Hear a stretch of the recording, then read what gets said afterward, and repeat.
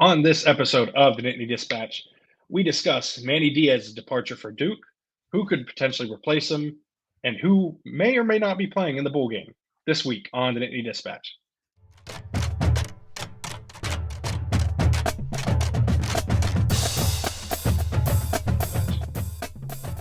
Hello and welcome into the Nittany Dispatch. I am John Sauber of the Center Daily Times. She is Audrey Snyder of The Athletic. And Audrey, things just keep happening. It just really never ends. It's kind of impressive. December, man, what a ride. Of course, as soon as we started recording today, someone announced their plans to turn pro. We'll get to that later.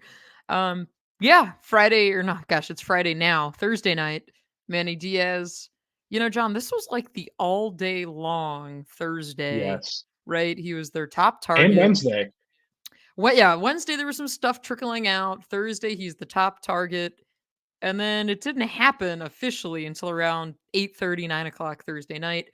Manny Diaz off to Duke to become the Blue Devils head coach. Not one of the jobs that I would have initially projected, right? I think if we were having this conversation like maybe a month ago and we said, well, I always went with the caveat of, hey, we don't know what jobs are going to come open, that type of thing. Interesting destination. I think we'll definitely get into that today, John. I'm just going to keep looking around, scrolling, making sure no one does anything while we're recording. I was going to say, when I'm constantly looking to my second screen on the right, it's not because I'm not listening. It's because I'm terrified someone is entering the portal or someone is declaring for the draft, and we're not going to know about it. So that will be that. And despite, my focus on this, Jonathan Taylor not playing this Sunday for the Colts does not meet that criteria. So I don't have to. Fortunately, that scrolling look did not impact us at all. Yeah, we're making progress here. But no, Manny Diaz going to Duke it's really interesting, right? Like it's obviously his second head. Well, I guess is it his third head coaching opportunity? Second and a quarter. Yeah, 2.5. You know what, John? I guess at this point, right? He's been there for about 15 hours, so it's almost as long as his Temple tenure. Yeah, I was gonna say, like we all know that he was technically the Temple head coach for a little, right? Like it didn't last long before Miami came calling and got him back, and then unceremoniously, and I think it's safe to say unfairly, let him go in a really kind of ridiculous manner. And it paid off with not kneeling the ball against Georgia Tech to lose this year. So really, really going well down there in Coral Gables. But this is I think what Manny was looking for at the end of the day, right? A head coaching job is what I mean by that. Like I don't think he was necessarily looking for, it's got to be this level of playoff contender or this, you know what I mean, has to meet this threshold of I want to succeed in this way. I think it was he wanted to be a head coach again, and Duke offered him an opportunity to do that at the Power 5 level, and he took it. Yeah, John. Don't make me go into this rant because you know what's going to happen. A lot of people, the pay Manny Diaz crowd, the come on, just unload the Brinks truck. I've said my piece on that, but I will say it again. But before I do that, don't forget to rate, review, subscribe here at the Nittany Dispatch, wherever you get your podcasts. We are here kind of as all the news unfolds and develops. Been here for most of the season. We'll be here all off season through the Peach Bowl, all of that good stuff. 5-star reviews are preferred, as always. But, John, the thing to me, right, the whole pay Manny Diaz the money crowd, this was never about that. And I wrote about that on my piece Thursday night on The Athletic. Manny Diaz, thanks to that Miami buyout, made $3.6 million this season at Penn State as the defensive coordinator.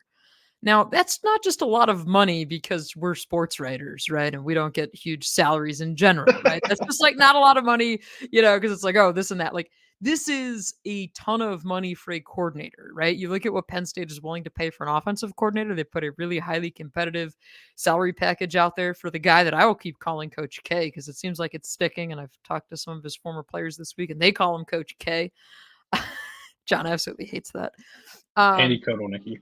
And now that we have the Manny Diaz Duke connection, I really got to watch what I'm saying with Coach K here. But to me, it's like you look at that salary, right? Was it starting 1.6 million, John, if I'm recalling correctly? Yeah. 1.6, 1.7, 1.8, and then 2 in the final year. And gosh, that was only a week ago that we were diving into that fun. I know, it feels like it was, like, 3 years ago, and I don't know that I've slept since then. Oh, I have. I keep normal I at business least don't know. hours. Let me rephrase that. I don't know that I've slept well since then. Well, that's a you problem, John. I'm a sound sleeper. But when you go back to the pay and the salary and all those types of things, $3.6 million for Manny Diaz this past season. He was set to make 3.7 million this year. Again, that Miami buyout was significant, right? So that's where that figure comes from. Now, that's not head coach salary money. And because Duke is a private school, right? Like I haven't seen any contract terms. I don't expect that we will. But I think for some of the fans maybe trying to understand this move or make sense of it or say, because one of the things I've seen a lot of is, was this the best job Manny Diaz could get? This hiring cycle, it might have been, right? I think you look at it and you say it's tough for a defensive coordinator to get a Power Five head coaching job. And then I think you look at it and you say, all right, well, Syracuse was already filled with Fran Brown.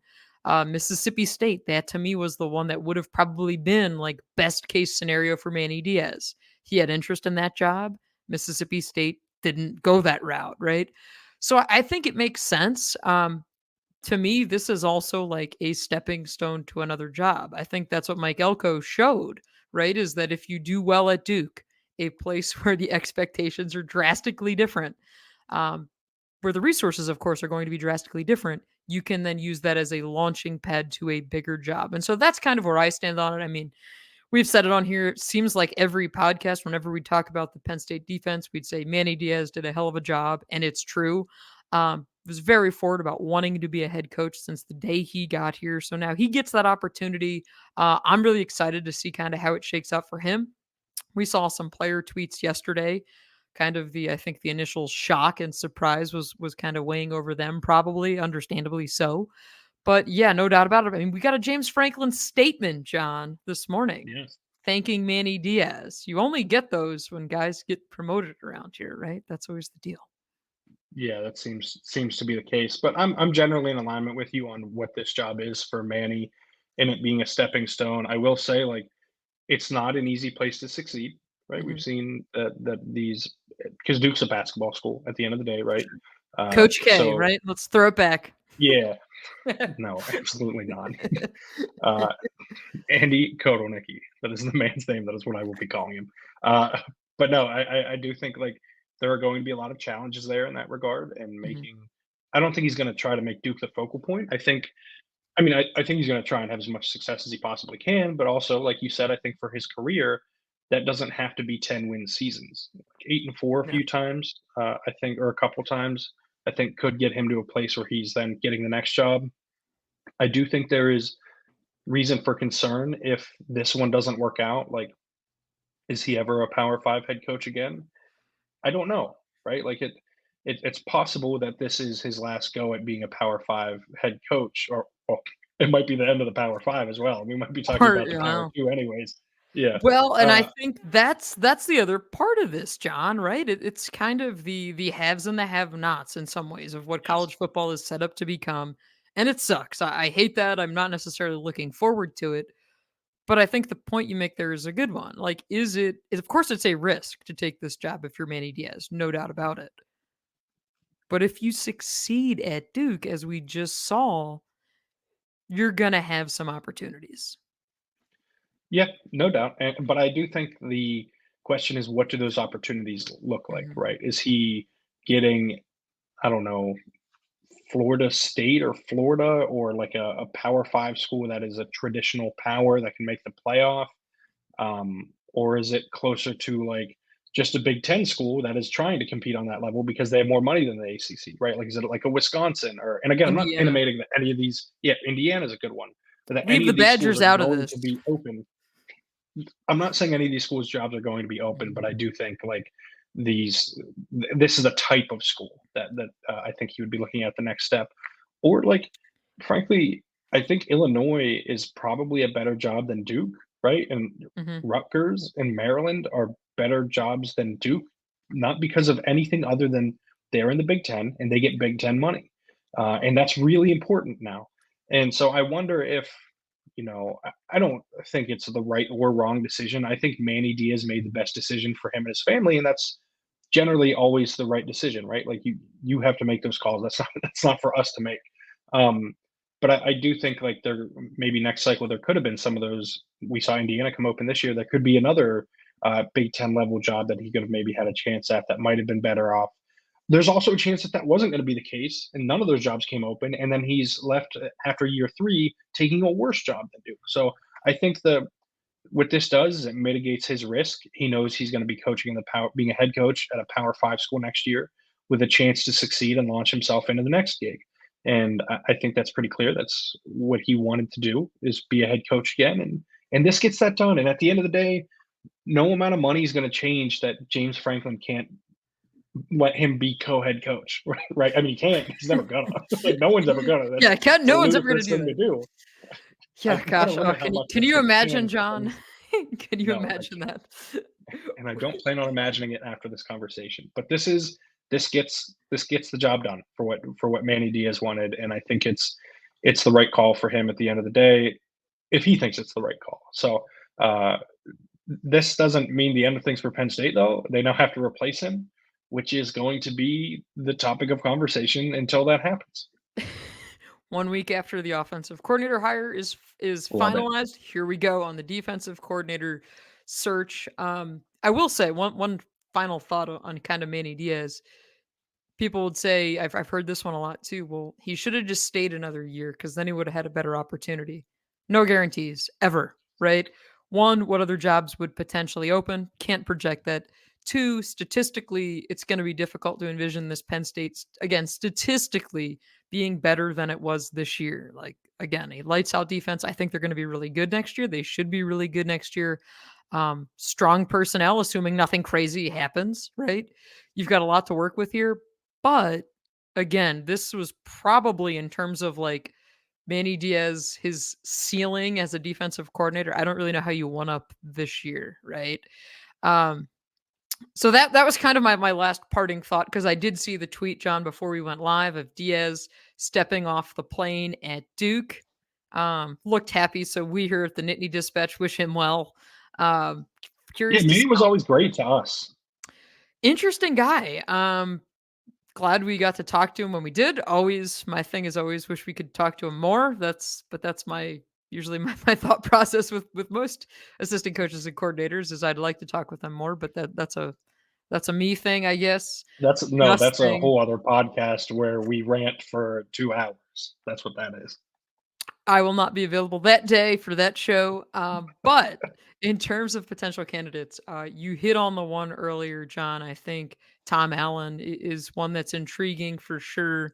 Not just because this time of year, there's a high likelihood I could potentially call him Tim Allen as I watch the Santa Claus for like the fifth time probably this season. Oh, Great movie. Fantastic. Like one of my like that was one of my childhood all-time like wore the crap out of that VHS. I watched it so many fair times. enough. I'm not going to But ruin someone's childhood movie here. I will stop going. yeah, see, there we go. It's the season for me rewatching childhood classics. But I do think Tom Allen makes some sense for sure. I mean, I was kind of combing through old quote sheets last night about what James Franklin has said every time they've played Indiana. Again, he wants a head coach of the defense, like he wants a head coach of the offense, like he wants a head coach of the special teams. I could see that. But John, are we overlooking potentially the kind of obvious solution, maybe obvious solution of Anthony Poindexter? I know we've talked about it on here before, but a lot has Yeah. changed since then now that there's officially an opening. Yeah, so I was, and I think you did this too, in your story about Manny Diaz leaving. We both had put some names out there on our respective Mhm. websites. You over at the Athletic, me at CenterDaily.com. Uh, Dex was mentioned for both of us, right? He is a college football legend. He is a Hall of Famer. He is respected by everyone you talk to, everyone I've talked to at least about Mhm. him. He has been a defensive coordinator before. People seem to miss this. That he was the defensive UConn coordinator at Huskies. Connecticut.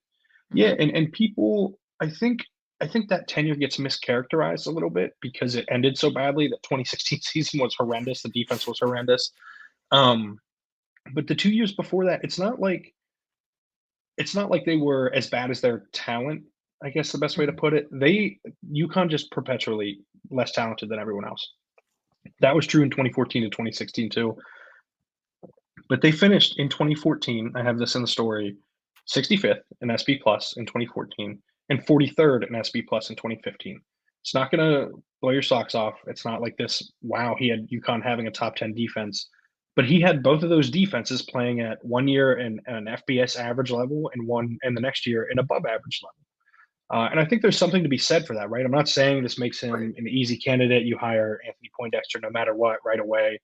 But I do think it essentially, if I were making this hire, I wouldn't be worried about what he did at UConn, right? Like I wouldn't let that be something that stops me from making him the hire. And he does have play calling experience because of that. And I think that is something that James Franklin's gonna want in this next hire. I would assume he would anyways, given how big this next year is. I just and we've talked about this before. I just don't know if the timing lines up. They're probably going to make the playoff next year. They honestly they need to make the playoff next year when it expands to 12. Expanded field, yeah. And and I don't know that a defensive coordinator who hasn't called plays in 7 years, who this would be his first time as a defensive coordinator at Power Five level. I don't know if that's the right hire. But then I go and compare resumes with other guys, and even Tom Allen. Like Tom Allen was the defensive play caller for a year at USF and a year at Indiana before he became the interim head coach. And then he's called plays intermittently at Indiana. That's a Right. whole other conversation we Yeah, have to that's have a about yeah, how often there's a yeah. he took over play calling and then gave it away again and then took it over again. Um, but he has called plays extensively, but he doesn't even have this like massive track record as specifically a defensive coordinator. You look at some other guys like Joe Rossi from Minnesota doesn't have like this massive He was successful one of track my record. names, John. Are you trying to steal my It, names? listen, he was one of my names too. I think he's one of everyone's names. He's a Probably Pittsburgh looked at native. my It makes too name, much sense. tried to steal his name. Yeah, I know how this works. Absolutely not. I do have a name that I know you don't have that we'll get to here in a bit. But he didn't have a good tenure at Rutgers, right? Like they were horrendous in I think it was 2012 and 13 when he was 2013 and 14 when he was the defensive coordinator there. They were terrible. Now that's a decade ago. Like how much do you Right. value that? Um, the I'm not even I feel really bad. Rutgers defensive coordinator's last name, I've been staring at it. Harrisimiak. Joe Harrisimiak, thank you. Harrisimiak. I've been staring at it for 36 hours. I couldn't find a pronunciation online when I looked. But Harrisimiak was successful as Maine's head coach when he was there. I think he took them to the FCS Yes. semifinals in Mhm. 2018 before becoming a position coach at Minnesota and then having success. But like even you look at this year, I think they finished 38th in SP Plus this season, and it's or sorry, I think they finished it was Rossi who finished 38th in SP Plus this season, and then Harasimiak was 22nd this season, and that's still like not elite. It's good, it's not Yeah. elite, right? And he doesn't have an extensive history of calling plays. His essentially is the same as at the FBS level as Poindexter's. And I say this because I think a thing a lot of people have been saying why Poindexter can't Mhm. or shouldn't be the hire is because he's not experienced. It's like to me, the other candidates I look at, it's like, well, they're not exactly experienced when it comes to being specifically a defensive coordinator either. And we'll get to my other name, that my fifth name Oh, on the that list here wasn't in your a second. name. That wasn't your name that I No. didn't have. Oh, okay. Oh, you didn't have Gotcha. Harrisimiak? I did Okay, not. yeah. Although I did, I Okay, well then there's interviewed two. him 2 summers ago when I did the Rutgers I was State gonna of the say I think it was Program 2 years ago. story. Yeah, we had a good chat.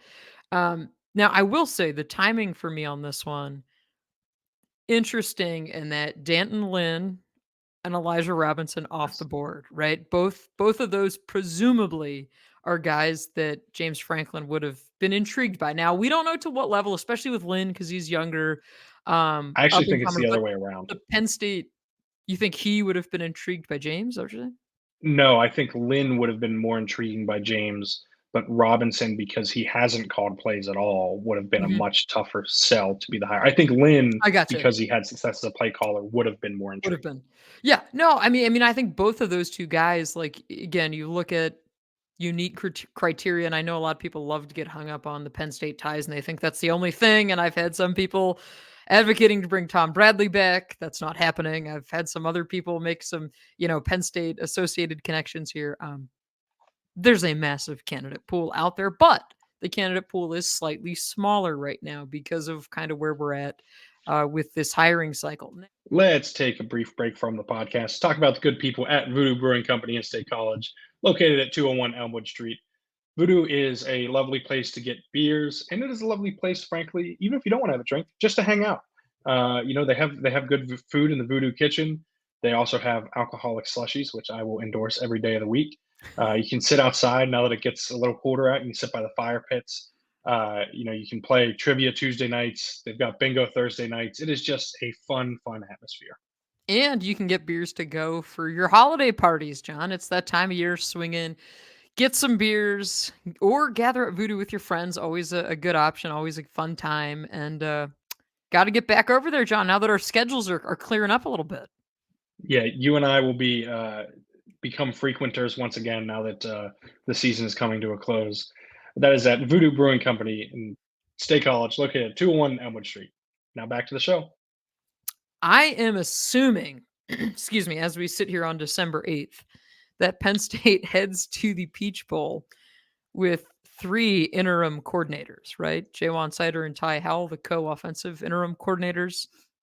And I would assume that Anthony Poindexter, since he already was the co-defensive coordinator, that he would be the interim coordinator, at least for the bowl game. That has not been announced yet, but that's kind of would be my assumption, right? I think that obviously makes the most sense. Now, could we, or do you see, John, because we could see anything, do you foresee a potential situation where kind of goes the route of the Dion Barnes hire last year, right? Where it seems like you have a guy that you're really intrigued by. In this case, it could be Anthony Poindexter, that James knows really well, is intrigued by, that players like. That we see James go out there and interview some other candidates and maybe make an announcement after the bowl game instead of before. Do you maybe I think potentially foresee that? I think if this is not filled by the time they leave, then that's probably where it's going to go. That would make a lot of sense.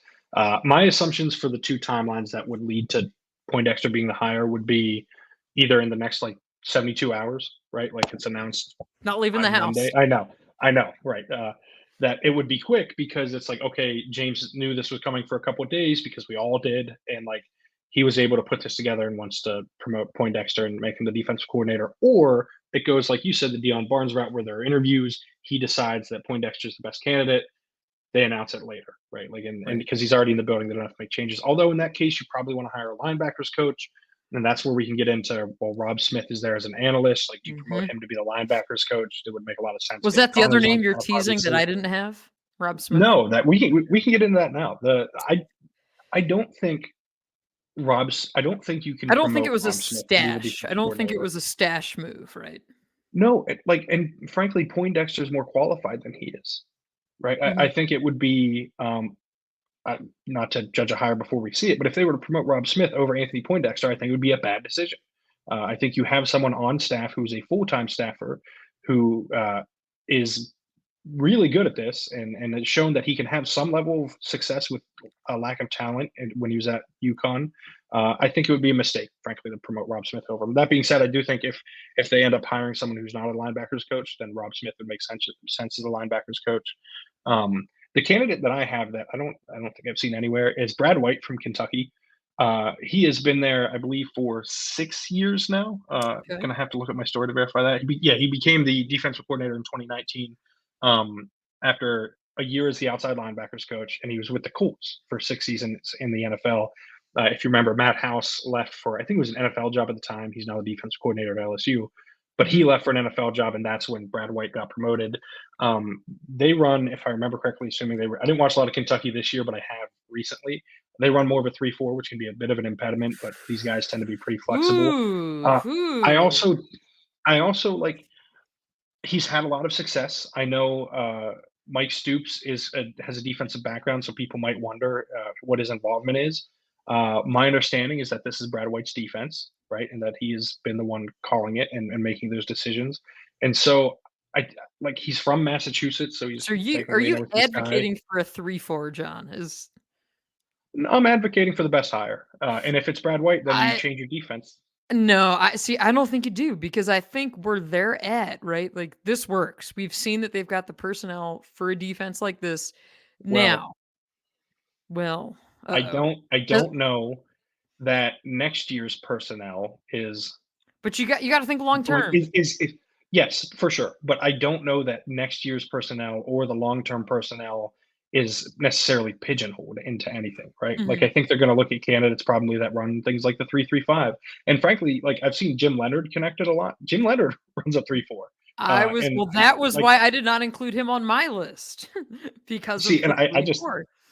I And think that White's a better candidate. see, and that to me is where I think over time, right? We've seen here, and James Franklin likes to say this too. They've played really good defense here. What Manny Diaz Mhm. did just elevated that, which is was so true. And that to me is where I don't see them doing anything drastically different. And I would say a 3-4 is drastically different. Now you can make the argument. I think this is what you're making of like different athletes, right? The way kind of the edge rusher is right now, the And skill you wanna set. talk about Mhm. maximizing Abdul Carter, I think it's putting him on the outside in a 3-4, and you have the athletes. You mentioned the athletes. They have guys that, frankly, like Deny can play there. He can also play as an actual defensive end in a 3-4 and be a Mhm. penetrating guy from that standpoint too, because he's so big and strong.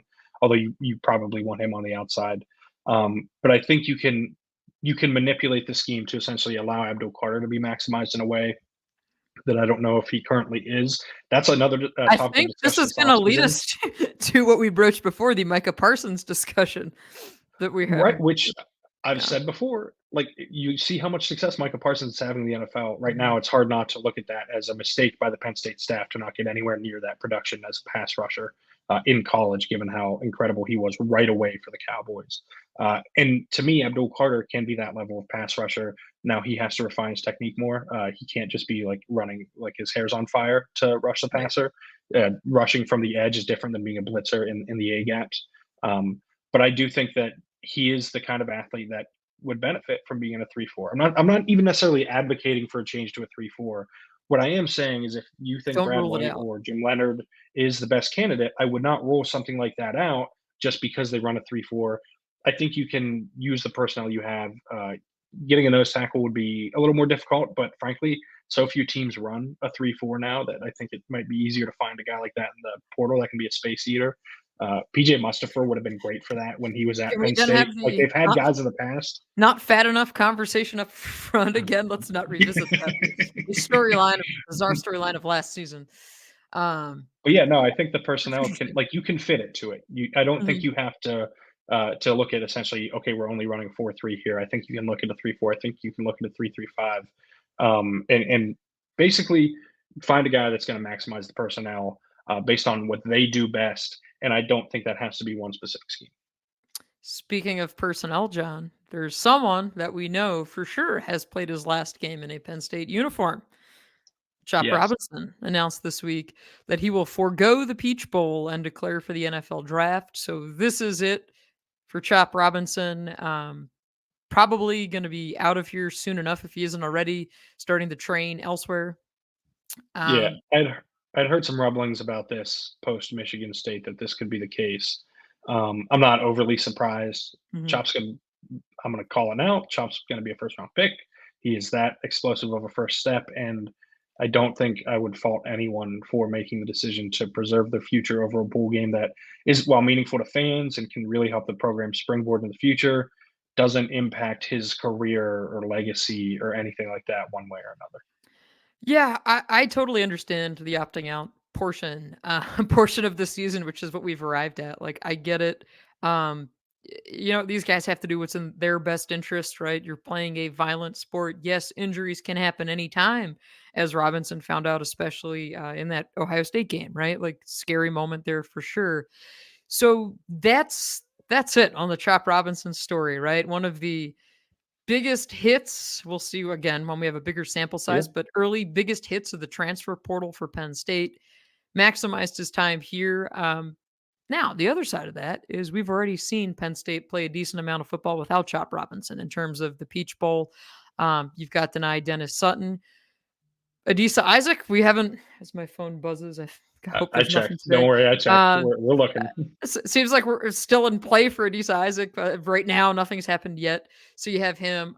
You've got Amin Vanover. You have Jameel Lyons, who's certainly going to be a big piece for 2024. You have Zariah Fisher. Like you're going to kind of dig into that rotation, I would think, a little bit more. Huge win for Lane Kiffin, and that he does not have to worry about Chop Robinson, as he tweeted, which I've I seen, thought was yeah, hilarious. Did you also catch last night? He yes, retweeted he like was the tweeting Manny it. Diaz rumors. Yeah. Congratulating him for getting the head coaching job. Listen, like I said, I think I said this on the pod. Like this head coaching matchup, it just could not be more different personalities, No. and it's been very funny to watch from afar. As Lane Kiffin, like just like twists the knife every time a decision doesn't go in Penn State's favor. It is A plus trolling from Lane Kiffin, right? And it's also like the kind of trolling that is in good natured, good fun, right? Yeah, Which it's I think funny. is it's one of those like nice little layers to this, because I mean it's been already a very busy month of December and it's probably only going to get crazier. But we know that with Trap Robinson that's a wrap on his Penn State career. And then John, right before we started recording Friday afternoon, we found out that Theo Johnson will play in the Peach Bowl, but that after that he is off to the NFL. Not a surprise, but it is nice for Penn State that they will have their captain in the bowl game that he's committed to playing um, for his interim offensive coordinators. And we'll see how much he plays, right? I think that's always a That's question the when a guy yes. does Yep. play. Like you never know how much. I mean, he could play full game. I have no idea. I'm not making any assumptions. I'm Mhm. just saying we've seen before guys choose to play in the game and play enough snaps to try and have an impact or try and have like one last go with their teammates and then kind of shut it down before risking anything else. Um, I thought at the beginning of the year that Theo leaving would be a foregone conclusion, and I still like I'm not like surprised by it or anything, but I think it was a little bit more of a question after maybe the numbers weren't there. But I do think he showed a lot as a blocker. I mean, he Mhm. has the last 2 seasons improved an incredible amount from that standpoint. Um, he has shown, I think he's put on film enough of him getting open, of him being the kind of contested catch weapon that you want out of a modern NFL tight end, that I think he's going to have a long, successful NFL career. And I think, as with Manny Diaz, these guys are making the best decisions for themselves as they should. And like, I think if that's as long as that's the case, then he's making the right decision, right? And he'll get to enjoy Bull Week with his teammates and everything. Um, I don't harp on Chop for skipping the bowl, and I don't harp on Theo for playing in it. I think it's a decision that these guys got to make by themselves. And I've said it 40 times, but it is important to note that because I do think people get pretty upset when guys opt out. But I think Yeah. Theo has a chance to have a nice bowl game and play well and continue or start. I think what should be a really fruitful pre-draft process because I think he's going to crush it at the combine. I was gonna say, I think he's one of those guys who we're gonna see test really, really well, right? This was kind of the Canadian rules wide receiver coming out of high school, and I went to Windsor and talked to him then. It was like, hey, here's this guy who physically has all these skills, but they have to kind of put it together. And I do wonder too, John, this raises the question for the rest of that tight end room and Tyler Warren. What does his future hold? Is he back? Is he not? To me, that's like maybe the most interesting decision, because I think some of these other ones you look at it and it's basically a foregone conclusion that Ole won't be back, right? Foregone conclusion, it would seem that Kalen King is not back, right? Again, these guys have not announced, but this is just me spitballing here. But when you get to Tyler Warren, you can absolutely make the case that his draft stock increased this year, that he helped himself, unusual skill set, really good athlete. I don't know what happens there. I mean, you can make the argument now that it's crystal clear that if he comes back, he is the guy, which, but we know Penn State likes to, well, they did like to use three tight ends. We'll see moving Yeah. forward on that one. I do wonder kind of there goes a bit of one of your biggest chess pieces, one of your kind of bigger, better mismatch guys. So that's the one that I'm kind of most intrigued by here. I think it's him and Daquan Hardy, right? I think those are the Yeah, two that's a that, good one too. uh, depending on how they or what decision they make, could And really Riley shape the Thompson. offense and defense. I can't do this. I I don't know. reached out Yeah. to the NCAA. Shout out to I want to find the Oh Twitter name no. hashtag Dan Good Tweets reached out to me and pointed out the spot in the rule book that I might have been missing. Uh, that essentially he started his college enrollment clock in Australia, which is why he would only have 1 year instead of two. Penn State would have to then apply to get that 1 year, essentially being a COVID year because he wasn't here when it happened. He wasn't in the See, NCAA. that was my thing. It's like he was does the COVID rule apply when you're in That's why Australia because I you weren't on the think current roster? call it an educated guess. I think he's going to be back next year. I'm not saying he will. Don't get mad at me if he isn't, or if he doesn't have eligibility left. But I think he will be able to come back next year, based on how these things have gone. But here's what I But can yeah, tell you for sure, John, about gosh, I almost called him Alex Paqueta. No, not Alex Paqueta. He's in the portal now. Here's yes. what I can tell you about Riley Thompson. He was the winner of the Athletics All Portal team. Oh, So there's that after Max being Olson's on All the Portal athletics, team. after being on the athletics all freshman team last year, uh, He was a when he freshman. was Something listed as a happened freshman by between FAU. then and here. Who knows? Listen, the Athletic just giving Riley Thompson all the love and deserved. By the way, he's been awesome. He was he was very good this year. But no, I think to go back to Tyler Warren, I think you're right. He'd be the undisputed guy next year, and that Mhm. could help. I'll be really interested in seeing what happens there. If he does go, then it's Khalil Dinkins, then it's Andrew Rappleyea, then it's Jerry Joey Schlaffer. Cross, Joey Schlaffer, sorry, in the incoming recruit Luke Reynolds, right, is going to. Yeah, We will see how big much he time impacts prospect right there. away, Mhm. but he's a big time recruit. I think he could potentially push for playing time if he's kind of physically there. But yeah, this is going to be. It's an interesting spot to watch because I also think it could dictate what the offense looks like next year, and what Andy Kotelnicki kind of shapes things around. And I've been watching. I said last week that I'm doing a story like breaking down what this offense is going to look like, and I've been watching just an unhealthy amount of all 22 of Kansas. And man, this guy is so creative. It is genuinely incredible. I think whoever is at Penn State, whoever their best weapons are, they're going to find a way to get them the ball, and they're going to find a way to put them in space and put them in a position to succeed. I didn't do a story on this when your Yurcich was hired, but I did watch a lot of Oklahoma State when he initially was, and I don't think Did you it's ever see a close swinging to. gate 2-point conversion try at Oklahoma State? No, but I did see a modified swinging gate with Kotelnicki against Oh, baby, Illinois. let's go. Yeah, where he swung the line out to the left side, and Okay. this will be in the story, which should be published early next week. He swings the offensive line out to the I think it was the weak side of the formation out wide, and he had it looked like two tight ends and a fullback next to the center, and Excuse me, they two tight ran. ends and a what? Yeah, well, it might have been a third tight end. It was number 47. I was assuming fullback based on the number, Mm, 'cause but that's gonna get some of the fan base hot and bothered right there. never mind. Pretend I didn't say it. Three skill position players next to the center. They sent a receiver out with the lineman and then brought him in motion on what looked like a read play with it was a Mhm. fly sweep, and it was a big game. Like because they caught the defense. His whole offense is based around, and I know I'm going on a different tangent, but whatever. It's the But no, offseason, this is good, keep going. sort of. His whole offense is based around putting the defense in conflict. That's what Mhm. all offensive coordinators are I trying to do. say, yeah. But he's not just putting them in conflict. He's confusing the hell out of them. Like the linebacker tried to tell the safety to get over, then I think he realized he was supposed to get over, and then he starts to go over, and they realize again that maybe not because then the receiver comes back in motion, and then the safety drops down a little bit, and the linebacker's moving out, and by then it's too late, and the receiver who was getting the ball on a fly sweep was creating a big play. So this is a master class. Like a lot of what he did at Kansas, quite frankly, is a master class in just putting the defensive players in hell and not letting them know what they should be doing, getting them off their keys, putting them in a bad spot, getting them to make the incorrect decision. And like Kansas is really talented with Jalen Daniels at quarterback. Mhm. Not incredible at the skill positions, and he was still maximizing those guys. Frankly, Which if I would be stunned if this offense isn't a ton of fun to watch next year, which means when it's not, I'm sorry. Like I didn't mean to jinx everything. I didn't mean to. I'm just like this is. I had a lot of fun watching this film. No, I think this is where we're kind of previewing what we're working on.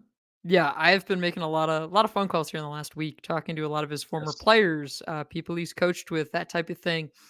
And I'll share my findings hopefully early next week in a story on the Yeah. Athletic. Still kind of working through it now, but no, John, I mean that is one of the major themes that you hit on. It's like he is not only putting stress on a defense, like he's putting these guys in hell. Like that is literally what every player I've talked to has said. That's why they loved playing for the guy. And the thing that I'm excited about, because I like when we're working with interviewing people with personality. Um, from what I've been told, he's pretty quirky. So I think Yeah. we'll probably get along just fine because that's fun to write about. Quirky. I will tell you, John, my most revealing piece of information. I've got to the bottom of his pinned tweet. When you've got two You Winnie the like Pooh this? characters pinned on Twitter, Yes. that is my music. That is why I'm Yes. here. I've gotten to the bottom of that, to the depths of the pinned tweet, and I think it should make for a good story. So I'll have that up next week on The Athletic, and then we will be trying to figure out what in the I was world gonna say happens in we're the defensive coordinator search. I was gonna say it's funny, like, I'm doing the film breakdown, you talked to a numerous, number of players and Mhm. coaches. I talked to a few coaches, I get to know them. We're gonna have these stories up, like you said, at theathletic.com, for me at centerdaily.com, and then in, like, 4 days, not actually 4 days, it's gonna be a week. It's gonna feel like a day, though, or maybe even 2 weeks. Actually, no, We're is gonna it be doing the same. we have availability next week. No, I'm saying with the defensive coordinator, Oh we're yeah, going to yeah, be doing the same same thing. things, making the same phone calls. I'll be watching as much film as I can get my hands on of the defensive coordinator whenever they're hired, because this is how it goes in December. We are constantly doing these things. This is the first time, by the way.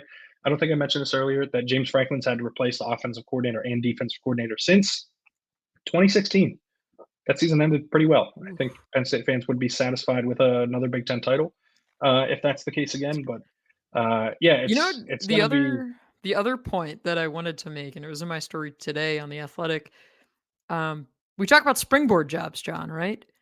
You look at the last two defensive coordinators for Penn State. They've left for head coaching jobs, right? That's good. Now we can't say the same on the other side of the ball, but maybe it's turning a new leaf, right? Maybe this is, I don't know. It feels like there's good energy around Penn State right now in terms of the offense, Yeah. the excitement. I think I'm curious when we get to hear from some players next week.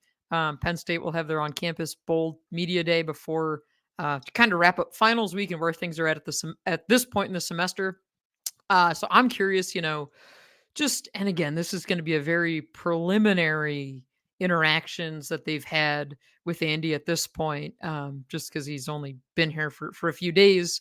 But I'm curious, kind of what that's been like. Maybe we'll even get the catch. I don't know if this is true or not. I could be lying right here. Maybe we'll get to see part of a bowl prep practice here in Haluba Hall, maybe one last time this year. Maybe I'm just speaking it into existence. Um, but John, I do know I've got my logistics booked for the Peach Bowl. Are you all booked? Yes. Yeah, I'm booked, ready to go. Hotel room is booked and flight is booked, and that's the nice thing about these New Year's Six bowls. Mhm. I don't have to book a rental car. Like, they shuttle us everywhere. It's fantastic. I appreciate the Rose Bowl for doing that last year, the Peach Bowl for doing it this year. It makes Yeah, New things a Year's lot easier 6 on us. games, they do it right, for us. But John, I do wanna tell you, there's something I won't give out the name of our hotel, but it's gonna be pretty obvious once I tell you. Yeah. Um, for for your fear of Th- heights, this I is was. not Oh, the I know. place you wanna be. Like, I will be calling the hotel to see if they can put you on the top floor. Um, I will say I've got an affinity for Atlanta because that was always the family vacation spot back in the day. We had family down there, so every summer we'd pile in the car and drive from Pennsylvania to Georgia. Thankfully, I'm not driving this time. I'll be on a plane, but I'm going to get to show you some of the good spots that I enjoyed as a kid. You'll get to see my family's brick in Centennial Olympic Park, but really, really good College stuff. Football Hall of Fame, where College you Football have to Hall of go every time you Fame. go to Atlanta. Yeah, have you ever done that? I've never done that. Yeah, I did. Did you? Oh, geez, I think it was 4 or 5 years ago. I think it was 5 years ago, because I covered the national. The last time I was at this stadium, which does have an ice cream machine in the press boxes. I think I've mentioned 100 Really? times. Was when I covered the Alabama Georgia national title game when future Philadelphia Eagle, go Birds, Devontae Smith caught the game winning touchdown from Tua What? Tagovailoa. Um, that was it was the 20 is the game was in 2018, so I think it was the Okay. 2017 season, if I remember. I think that's right. The Man, that was Slim 5 years ago. Reaper.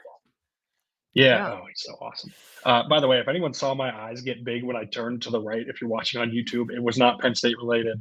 I saw someone say that Shohei Ohtani's reportedly signing with the Blue Jays, so that is why my eyes got big Well, that's for a that's second. okay, John. That is I feel like of all of these sweepstakes Yeah, possibilities, I'm 100%. fine with that. Yes. That's fine. Yeah, and I'm now it's hoping Yoshinobu Yamamoto goes to the Red Sox and also stays out of the National League East. We're But we are not a baseball podcast. I do not need nah. to go too deep into this. We've As got Audrey enough on said, our we plates will. this time of year. Yes, we have plenty to talk about, and we will have plenty to talk about. We will be Mhm. back again next week. What are we going to be talking about? Honestly, I would give you a Who preview. knows? I don't know. Like, there's going to be 45 things that happen between now and when we And record maybe, that we have to hopefully, discuss. by the end of the week, I would hope that maybe they actually introduce the OC. We'll see. I don't know. I But we've I, I hope it's not on Bull Media Day, but my just for fears that, are it'll that it will probably be. be on Bowl Media Day. I know. And the other thing, John, too, the early signing period. We are, gosh, less than 2 weeks away from that. 2 weeks. Got some phone calls I need to make there. But Yeah, me too. I just my forgot. burning question for the weekend: will we make it through the weekend without anyone declaring? Without anyone declaring. Mhm. So I 'Cause was we've gonna got a say, few include options like left. I thought you were gonna include like guys going in the portal or guys committing to Penn State Oh, and all of that. no, no, just declaring. I think yes. I think these decisions, like, we usually see them later, right? Like, I feel like with Oh, Penn yeah, like, State anyways, decisions are other schools made. you Like, see them earlier. yeah, like, I'm Yeah, confident the decisions are made. It's just kind of when they yes. get leaked out, or not even leaked out, when they I get think posted. I think if players are playing in the Peach Bowl, we will see them sooner. If they're not, we won't see them. Because And otherwise, I'm then realizing that's next me Friday, straddling the fence. I'll because then whatever. next I Friday, say we're no. all gonna I say ask we don't see everyone. any. Yeah, Yeah, right. I don't know, I say somebody tries to Friday news dump us just to be like, just Please because don't. it's It's already it's 2 o'clock. I was gonna say, yeah, I'm getting a little nervous now. Friday at 2, that's when I get a little worried. I know. I Think continue to scroll that's Twitter. is that all we got for this week, I think, for Yeah, I now? think that's everything. We will, like I said, we're gonna have more the Mhm. rest of this month. Probably end up recording 83 episodes in December alone. We will have more throughout the off season. We'll have more from the Peach Bowl. We'll have more from Atlanta. We'll see if we have anything from the stadium itself. That's always an interesting, fun time to try and set up. But we will be back, rest assured, next week. This is, I think, our second episode this week, right? Because time doesn't exist anymore. What is time? Uh, Yeah. we will be back at least once next week, potentially more if things happen. We need to discuss things with everyone. But until then, don't forget to rate, review, and subscribe to the podcast. If you're watching on YouTube, hit the thumbs up button down below. Hit the subscribe button. That always helps us out. If you're listening on Apple Podcasts, leave us a 5-star review. Leave us a rating on there with a review. That would be very nice, and we'd greatly appreciate it. Read Audrey at The Athletic. Find her on Twitter at OddSnyder4. Read me at centerdaily.com. That's CENTRE. And on Twitter at John Sauber. Thank you for tuning in. Have a great day.